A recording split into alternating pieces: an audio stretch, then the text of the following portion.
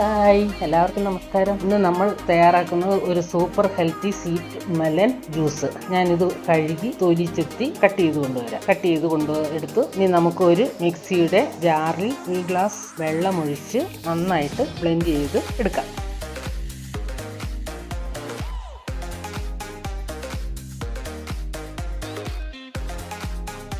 ഇതിലിനി 2 spoon തേൻ ചേർത്ത് നമുക്ക് ഒന്നും കൂടി ബ്ലെൻഡ് ചെയ്തെടുക്കണം. അതിനുശേഷം നമുക്ക് ഒരു നാരങ്ങയുടെ പകുതി ജ്യൂസ് എടുത്ത് അതിൽ ചേർത്ത് കൊടുക്കാം.